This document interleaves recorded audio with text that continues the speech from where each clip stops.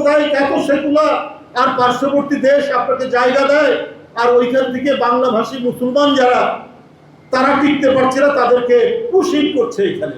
তো শেখ হাসিনাকে পুশব্যাক করে না কেন বাংলাদেশে? সেই দেশের লোকরা, তার এতগুলো লোক যখন পালিয়ে গেলেন, তারাও তো বাংলাভাষী মুসলমান অধিকাংশ, পঙ্কজ দেবনাথ ছাড়া বা দুই একজন ছাড়া, তাই না? সবই তো বাঙালি মুসলমান, বাংলা কথা বলে বাংলাদেশে, তাদেরকে তো দেন না। তো এটা তো আমাদের দেশের মানুষ ভাবছে যে কোনো কিছু সেখান থেকে করা হচ্ছে কিনা, সেইটা কিন্তু একটা অত্যন্ত বড় ধরনের কোনো পরিকল্পনা করা হচ্ছে কিনা, এটা আজকে সকলের মনের মধ্যে এই জিনিসটা ক্রিয়া করছে। যে একজন মেজর ধরা পড়ছে, সে আওয়ামী লীগের কর্মীদেরকে প্রশিক্ষণ দেবে, এরকম কি আরো আছে? এই ঘটনাগুলো কিসে? কলকাতায় কার্যালয় আর বাংলাদেশের ভিতরে এই সমস্ত ঘটনার যে যোগসূত্র নেই তা বলা যাবে না। মাস্টার মাইন্ড হয়ে শেখ হাসিনা সেইখান থেকে বাংলাদেশ বিরোধী কার্যকলাপ শুরু করেছে। এইখানে হিন্দু, মুসলমান, বৌদ্ধ, খ্রিস্টান, উপজাতি, আমরা সবাই হাজার হাজার বছর ধরে যখন একসাথে বসবাস করি, এক একজনের উৎসব পার্বণে আমরা অংশগ্রহণ করি, আমাদের উৎসব পার্বণে সবাই অংশগ্রহণ করে এইভাবেই আমরা দীর্ঘদিন ধরে বসবাস করেছি।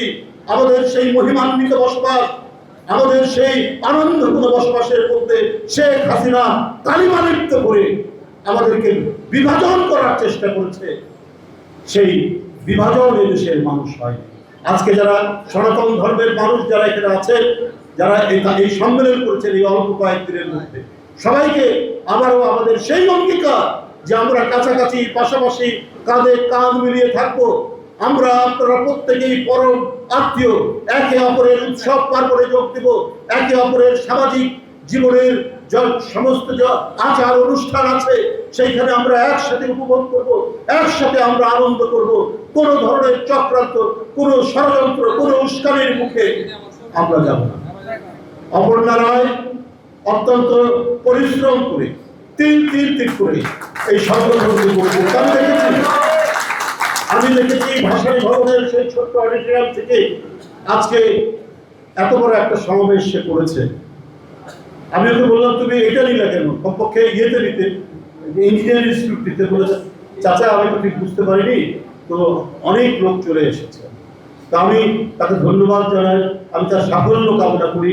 আজকে বাংলাদেশ জাতীয়তাবাদী দল এটি একটি অসাধারণ বাঁশ দিয়ে তৈরি একটা ডালি। এই ডালিতে সব ধরনের ফুল, এই ডালিতে সব ধরনের ফল ধারণ করে।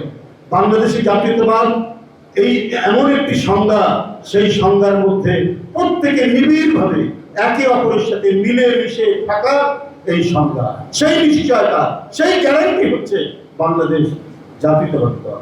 আমি পূজা উদযাপন ফ্রন্টের আজকের যে কর্মসূচি এবং আগামী দিনের তাদের সাংগঠনিক কর্মকাণ্ড এবং কর্মসূচি প্রত্যেকটির সফলতা কামনা করে আমার কথা।